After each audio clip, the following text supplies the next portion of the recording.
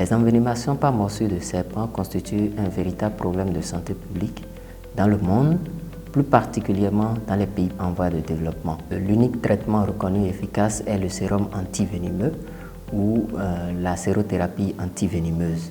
L'accès à ce traitement est assez limité pour les communautés pauvres à cause de son coût assez élevé.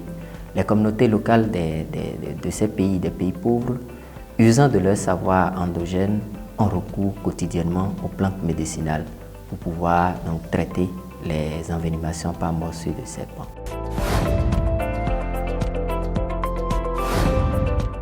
Notre thèse vise principalement à évaluer les connaissances endogènes des communautés locales sur les plantes utilisées pour prévenir et traiter les morsures de serpent au Bénin.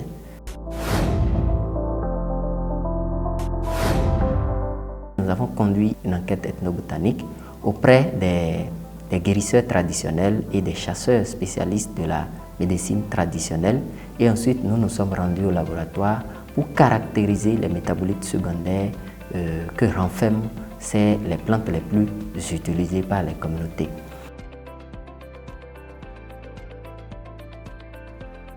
À l'issue de notre étude, nous pouvons dire que les communautés locales du Bénin ont une gamme variée de plantes qu'ils utilisent aussi bien pour prévenir que pour traiter les morsures de serpent.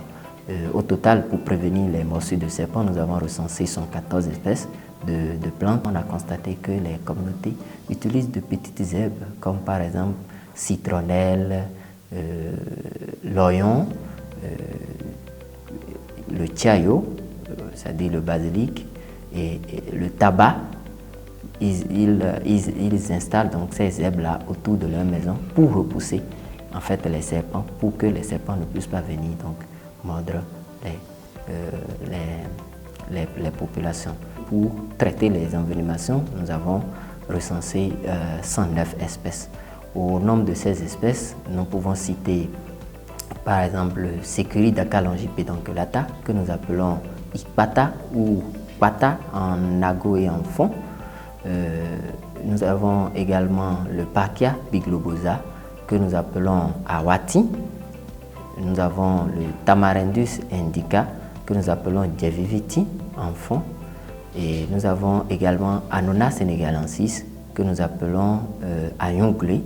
Ces espèces, après donc, le laboratoire, nous avons constaté que ces espèces renferment un certain nombre de composés bioactifs déjà connus pour leur capacité à contribuer donc à la neutralisation des toxines et enzymes contenues dans les venins de serpent.